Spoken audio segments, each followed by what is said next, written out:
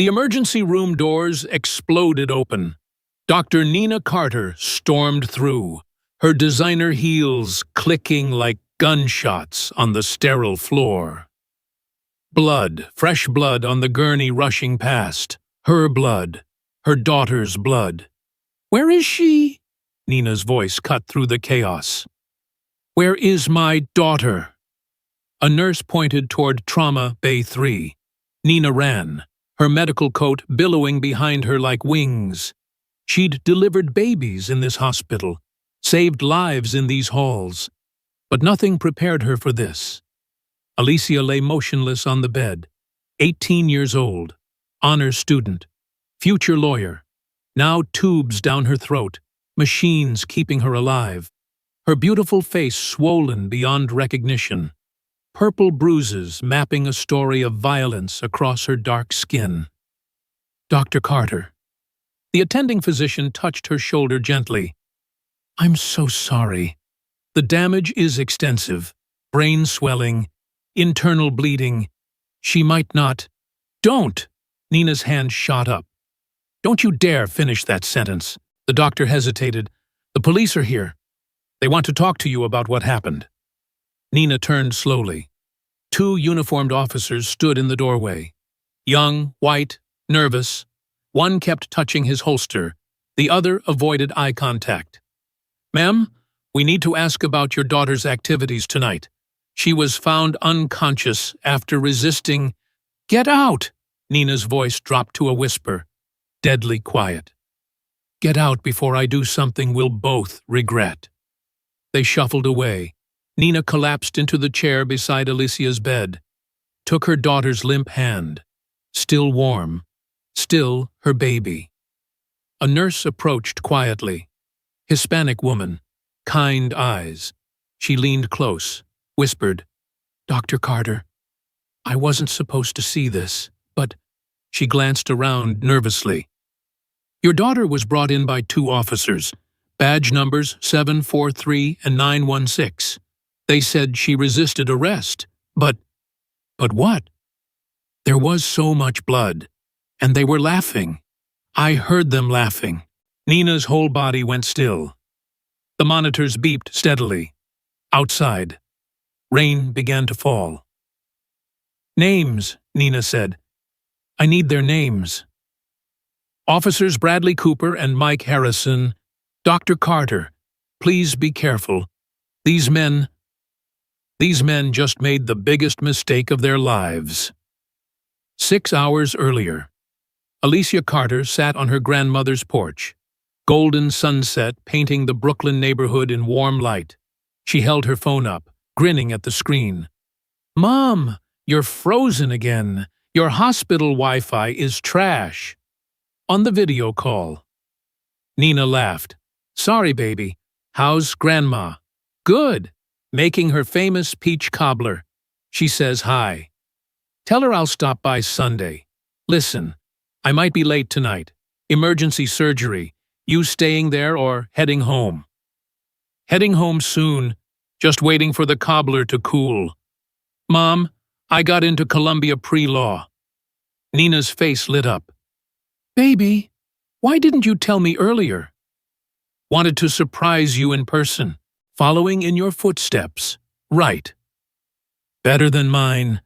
You'll change the world. Alicia, I know it." They talked for 10 more minutes. About college, about dreams, about the future stretching bright before them. Neither knew it would be their last real conversation.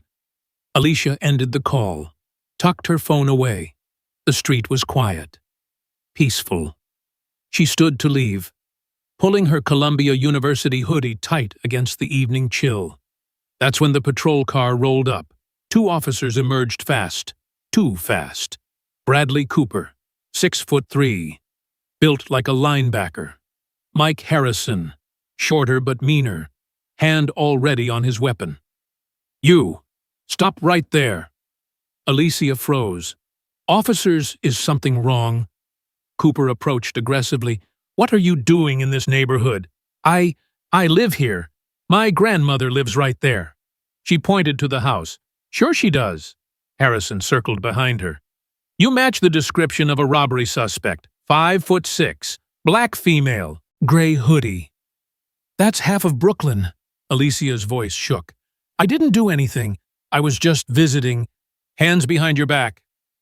What? No, this is a mistake. Let me call my mom. She's a doctor at... Cooper grabbed her phone. You're not calling anyone. The fear hit her then. Real fear. The kind her mother had warned her about. The kind that made you realize your life meant nothing to men like these. Please, I'm just a student. Check my ID. Alicia Carter. I go to Brooklyn Science. I just got into Columbia. Stop resisting. I'm not resisting. I'm not... Harrison's baton came down hard. Once, twice. The sound of breaking bone. Alicia screamed, tried to protect her head. Cooper's fist connected with her ribs. She heard them crack. An elderly woman appeared on the porch. That's my granddaughter. Stop, someone help. More neighbors emerged. Phones came out, recording. Cooper noticed, grabbed for the nearest one. Turn that off. This is police business. But they kept recording. The beating, the blood. Alicia going limp. Her grandmother's screams. Harrison dragged Alicia to the patrol car. She wasn't moving anymore. Blood pooled on the sidewalk. We need to get our story straight, Cooper muttered. She resisted, reached for my weapon. Harrison's lie came easy. We responded with appropriate force. They drove away. Left the grandmother sobbing, left the neighborhood in shock, left blood on American soil, again back in the hospital. Nina made a call, not to a friend, not to family, to a number she hadn't dialed in 5 years. This is Carter, authorization code 77 Alpha 9. I need everything. Yes, everything. The voice on the other end hesitated. Nina, I thought you retired from federal work. I did. This is personal. They hurt my daughter. Say no more. What do you need? Full surveillance package. Sector 9. Brooklyn. 6 p.m. to 8 p.m. tonight. Every street cam, every business camera, every doorbell feed, and I need the patrol car GPS data. Badge numbers 743 and 916. That's, Nina, that's highly classified access. I know what it is. Can you do it or not? Silence. Then, give me 2 hours. Nina hung up, looked at her daughter, ventilator pushing air into damaged lungs, heart monitor drawing mountains and valleys, still alive, still fighting. A knock at the door. A young black doctor entered. He looked nervous. Dr. Carter, I'm Dr. Williams. I wanted you to know, off the record, your daughter's injuries are consistent with severe beating, not resisting arrest. The pattern of trauma suggests multiple attackers, weapons involved. I know. I've documented everything. Photos, X-rays, if you need them for anything. Thank you. He paused at the door. My nephew, last year, same precinct. He didn't make it. I hope your daughter does. The door closed. Nina sat in darkness, holding Alicia's hand, remembering when those hands were tiny, when she could protect her from everything, when the monsters were imaginary. Her phone buzzed. Encrypted files downloading, surveillance footage, dispatch logs, body cam data, everything. Nina opened her laptop. 3 monitors came alive. Her fingers flew across keyboards. This is what she used to do. Before medicine, before trying to save lives the clean way. She was an investigator, federal level, the kind that brought down trafficking rings and terrorist cells. She thought she'd left that life behind. Thought she could keep Alicia safe by being respectable, by being a doctor, by playing by the rules. The first video loaded. Street cam footage. There was Alicia, smiling, waving goodbye to her grandmother. Phone in hand. Peaceful. Then the patrol car. No lights, no sirens. Just 2 predators who saw prey. Nina watched her daughter try to explain, watched her point to her grandmother's house, watched Officer Cooper grab her, watched Officer Harrison strike first. Her hands shook, but she kept watching. Downloaded everything, saved it to multiple drives. The body cam footage was supposed to be corrupted. That's what the file said. But Nina's contact had recovered it. Federal forensic tools, the kind that could pull ghosts from machines.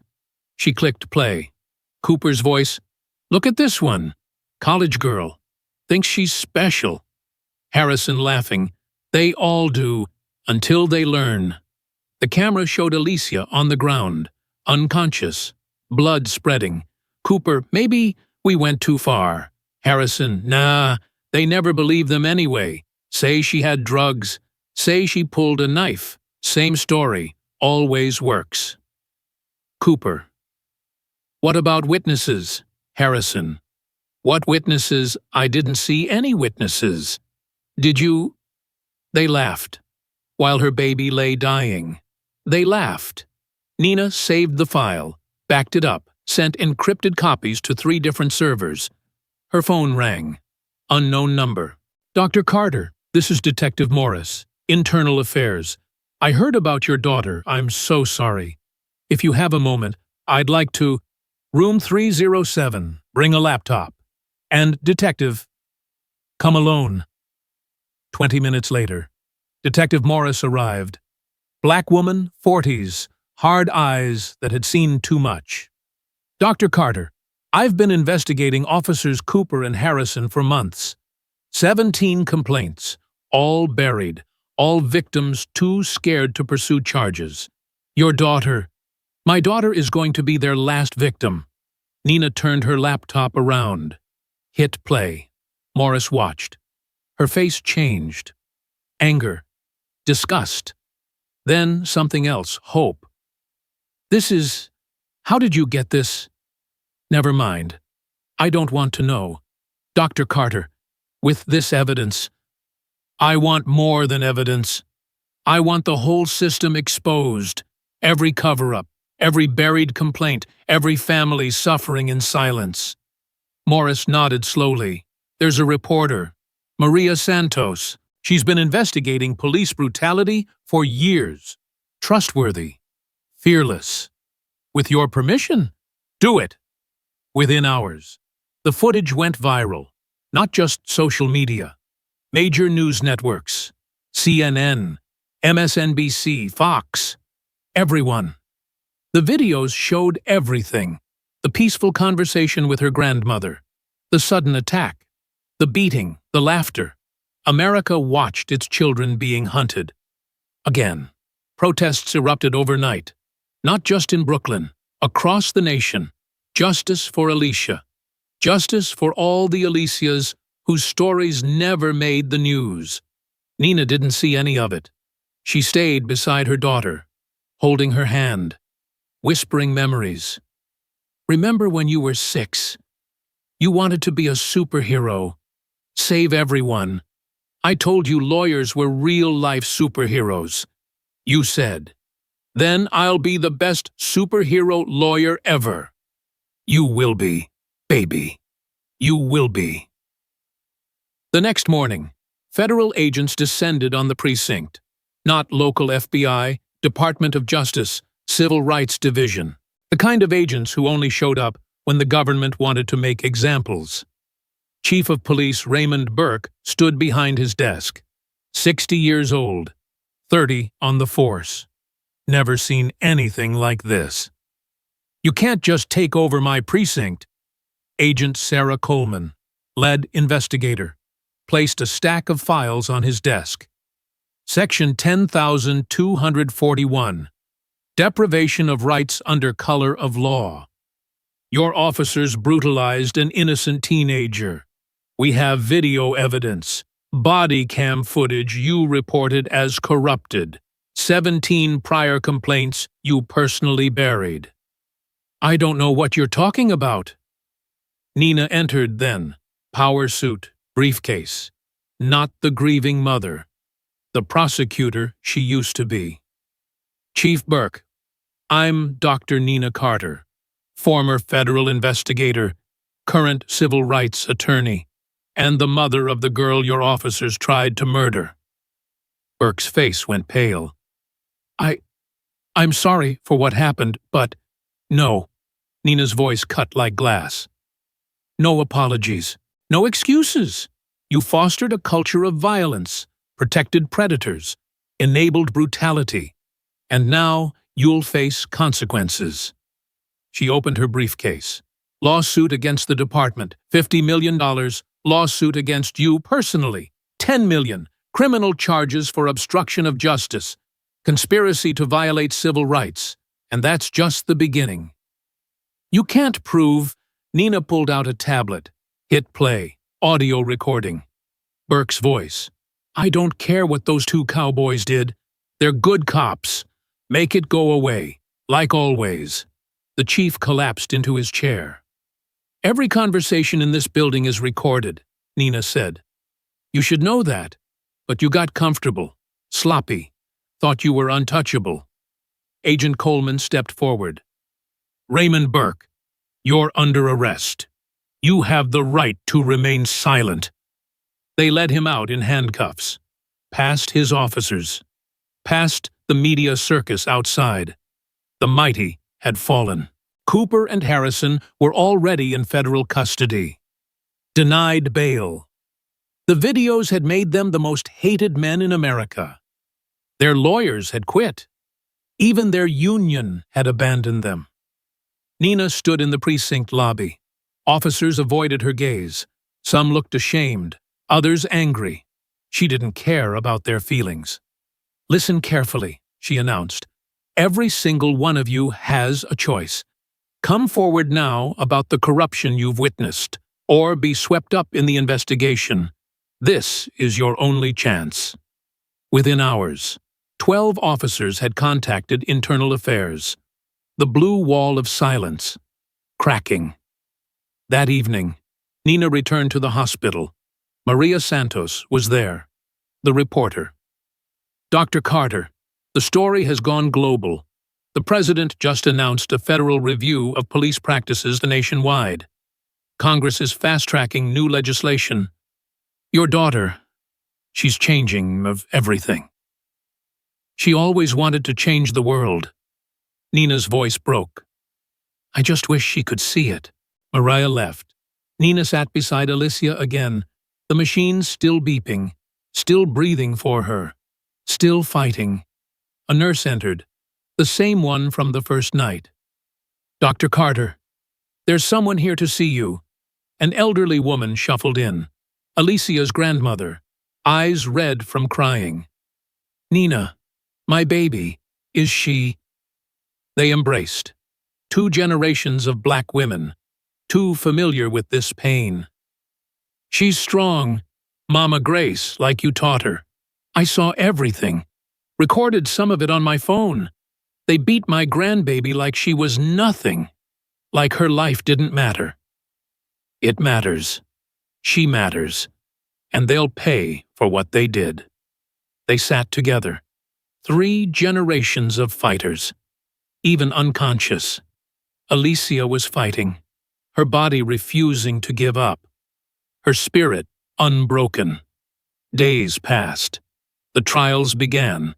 Federal prosecutors, armed with Nina's evidence, made examples of everyone involved.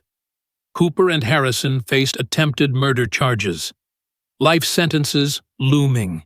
Chief Burke pled guilty to avoid trial. 20 years. The precinct was placed under federal oversight. New leadership, new training, new accountability. It wasn't enough. Would never be enough. But it was a start. Nina testified before Congress. Powerful testimony that made senators weep. "My daughter was 18 years old. She'd just gotten into Columbia Law School. She wanted to defend the defenseless. Instead, she became one of them, not because she committed a crime, but because she committed the sin of existing while black." The room was silent, cameras rolling, history being written. Alicia can't speak for herself right now, so I speak for her. For all the mothers who've lost children. For all the children who've lost futures. This isn't about one bad precinct, one racist cop. This is about a system that views our children as threats instead of treasures. She held up a photo. Alicia at graduation. Radiant. Alive. This was my baby. Before badge numbers 743 and 916 decided she didn't deserve to breathe. Before a police chief decided covering up attempted murder was standard procedure. Before a system decided her black life didn't matter. Senator Williams leaned forward. Dr. Carter, what would you have us do? Change everything. Federal oversight of all police departments. Mandatory body cameras that can't be turned off. Prosecution of every single cover-up. And most importantly, remember that behind every statistic is a child, a mother, a family destroyed. The legislation passed unanimously. Alicia's law, federal oversight, mandatory accountability, real consequences. But Nina barely noticed. She was at the hospital, always at the hospital, reading to Alicia, talking to her, refusing to give up. Week 3. No change. Doctors suggested considering options. Nina refused. She's in there. I know she is. Week 4. Cooper and Harrison were convicted. Life without parole. The courtroom erupted in cheers. Nina didn't attend. She was holding Alicia's hand. Week 5. More officers arrested. More departments under investigation. The revolution Alicia always dreamed of. Happening without her. Then, a miracle disguised as medicine. Nina was reading Alicia's Columbia acceptance letter aloud. The one that arrived the day after the attack. Cruel timing. Dear Miss Carter, we are pleased to inform you of your acceptance to Columbia Law School. Your essay about justice and equality moved our entire admissions committee. A finger twitched. Nina stopped breathing. Watched. Another twitch. Alicia, baby, can you hear me? The monitors changed. Heart rate increasing. Brain activity spiking. After 37 days of silence, Alicia Carter was waking up. Get the doctor! Nina screamed. Get everyone! The room filled with medical staff. Controlled chaos. Checking vitals. Adjusting medications. Everyone moving with purpose. Alicia's eyes fluttered, opened, focused. Mom? One word, hoarse, barely audible. The most beautiful sound Nina had ever heard. I'm here, baby. I'm right here. Did we win? Nina laughed through tears. Yeah, baby, we won. We won everything. The recovery was slow, painful. Physical therapy, speech therapy, learning to walk again.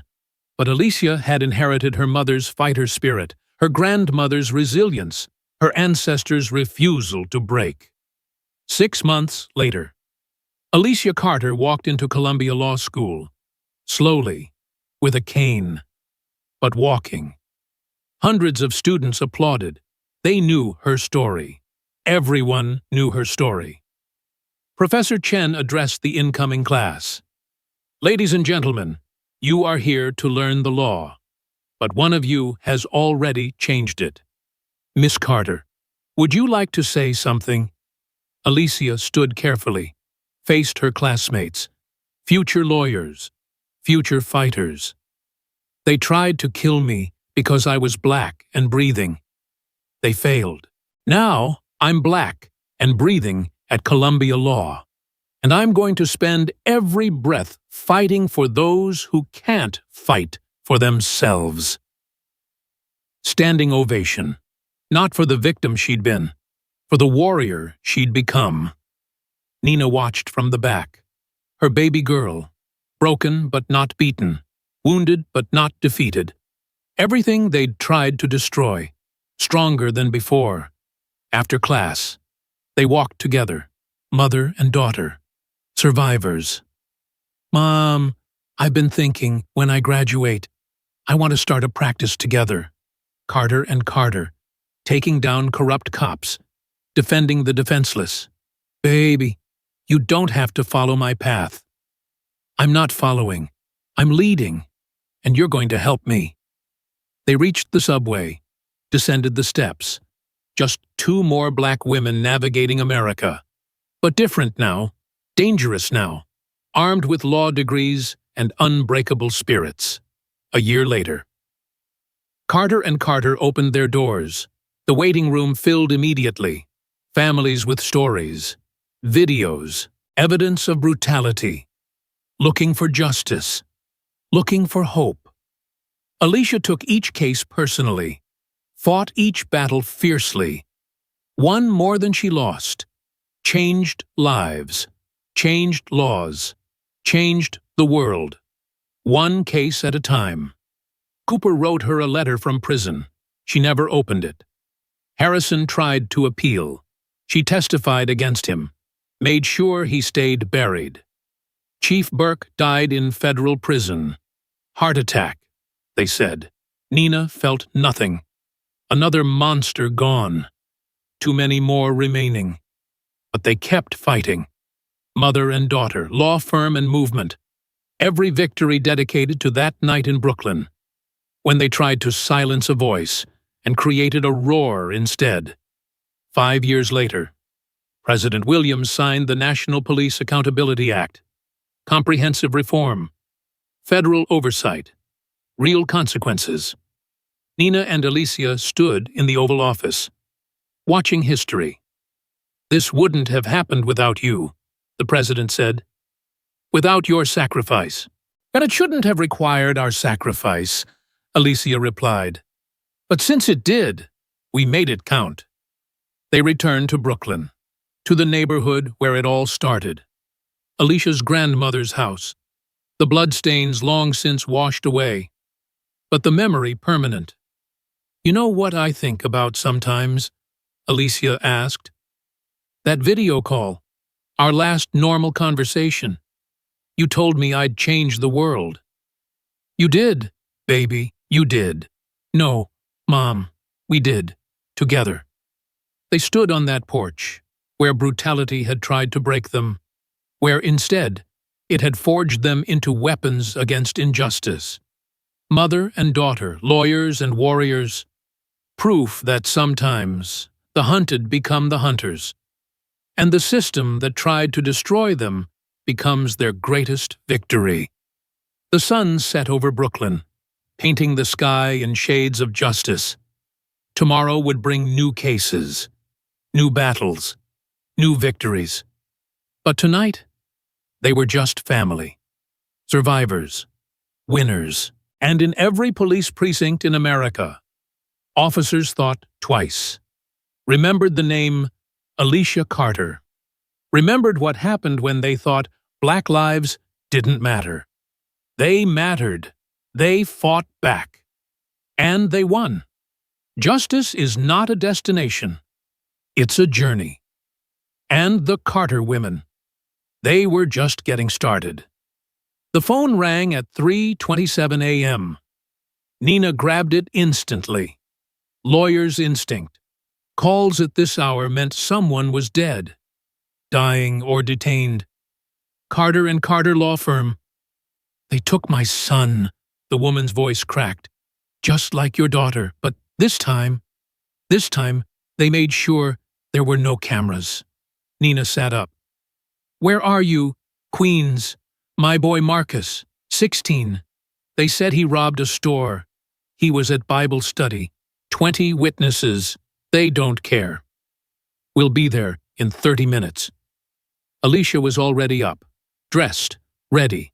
5 years of this work had taught them to move fast. Justice delayed was justice denied. And the system never slept. They drove through empty streets. New York at its quietest.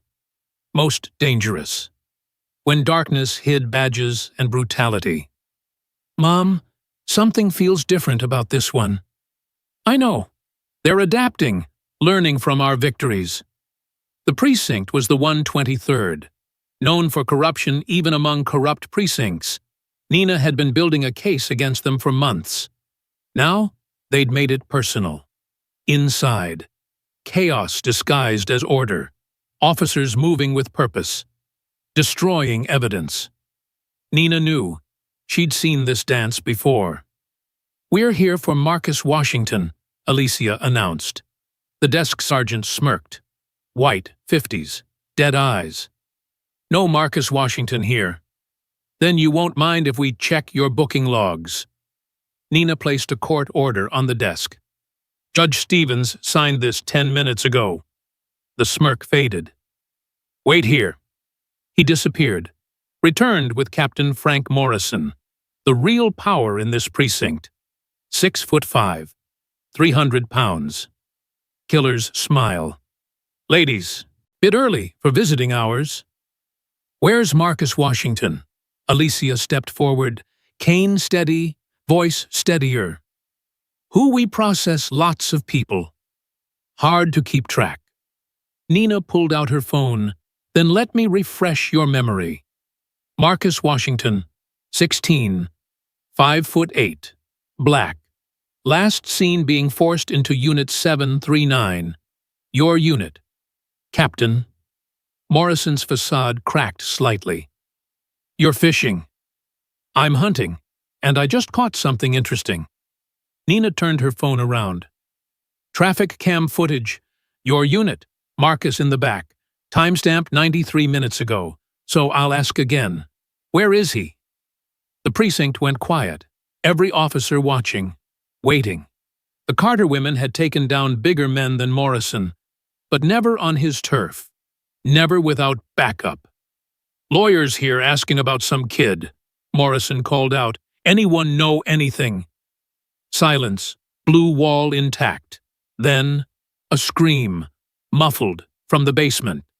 Alicia moved first, fast despite the cane, down the stairs before anyone could stop her. Nina followed. Morrison grabbed her arm. You can't go down there. Restricted area. Nina smiled. Cold. Dangerous. Touch me again, I dare you. He let go. They descended into darkness. The basement was a horror show. Old cells. Officially decommissioned. Obviously still used. Blood on concrete. Fresh. Marcus, Alicia called. Marcus Washington. We're lawyers. Your mother sent us. Another scream. They ran toward it. Found him. 16 years old. Beaten worse than Alicia had been. Conscious but barely. 2 officers stood over him. Young, vicious, surprised. Step away from him now, Nina commanded. Lady, you can't be down here. I'm not a lady. I'm a federal witness, a civil rights attorney, and the mother of Alicia Carter. You know that name? They knew. Everyone knew. Alicia was already documenting. Phone out, recording everything. The blood, the boy, the basement torture chamber that wasn't supposed to exist. Marcus, can you hear me?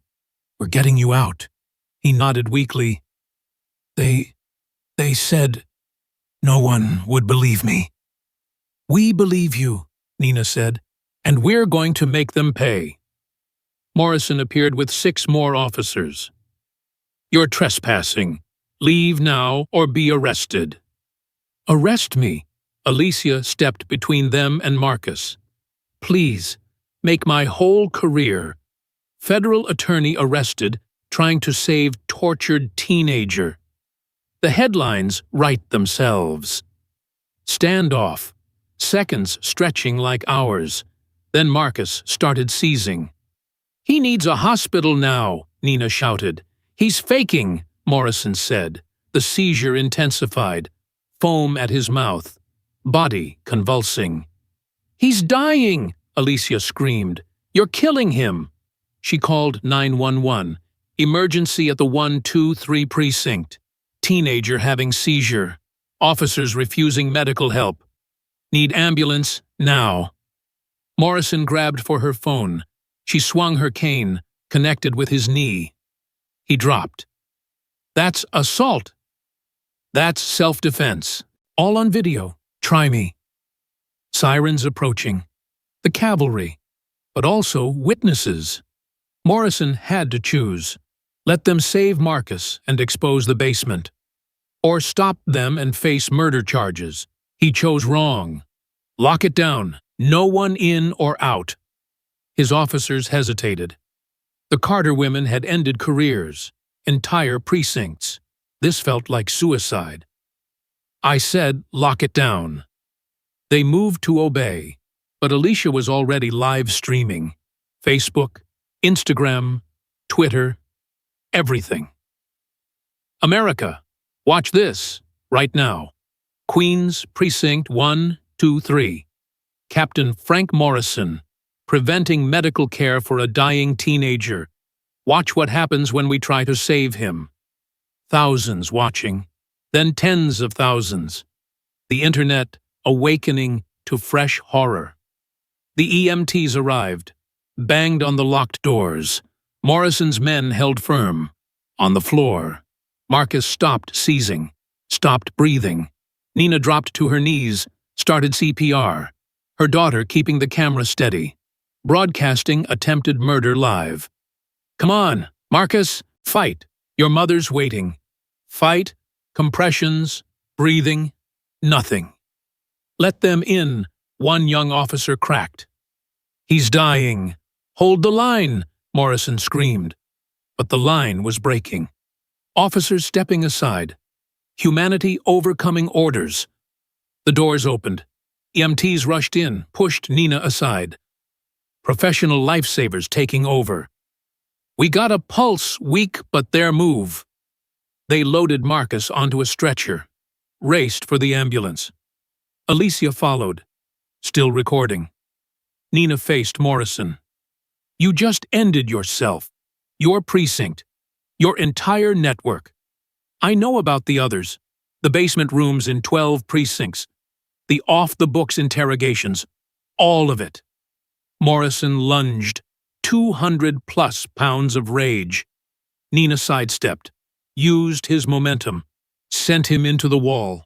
Old training, federal muscle memory. He turned, nose bleeding. You think you've won? You have no idea who you're fighting. This goes all the way up. Judges, senators, people who make your little law firm look like nothing. Good. I was getting bored with small fish. She left him there, bleeding, threatening, finished, outside. Media trucks already arriving.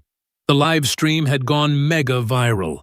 America watching another child brutalized, another cover-up exposed, another system failing. Alicia stood with the reporters. No script, just truth. 5 years ago, they tried to kill me, failed, created a monster instead, the kind that hunts bad cops. Tonight, Captain Morrison tried to murder Marcus Washington, failed again. When will they learn we're not victims anymore? We're consequences. The next 12 hours blurred together. Marcus survived. Barely. Brain damage unclear. Future uncertain. But breathing. Federal agents raided 12 precincts simultaneously, found more basement rooms, more blood, more horrors. Morrison's network. Exposed and burning. Nina and Alicia didn't sleep. Couldn't. Too much work. Too many families calling. The dam had broken. Every victim finding courage in their victory. Then, the call that changed everything. Miss Carter, this is Deputy Director Hayes, FBI. We need to meet, privately. It's about your safety. They met in a parking garage. Cliché but secure. Hayes was young for his position, black, looked exhausted. Ladies, you've kicked a hornet's nest. Morrison was just middle management. The people above him, they're discussing options. Let them come, Alicia said. You don't understand. These aren't street cops. These are professionals, fixers, the kind that make problems disappear.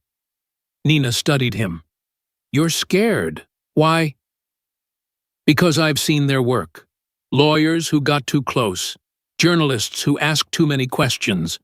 All had accidents, suicides, random violence, never traced back. So why warn us? Hayes pulled out a file. Because my daughter goes to Columbia, inspired by you. Miss Carter wants to be a civil rights lawyer. If they take you out, what hope does she have?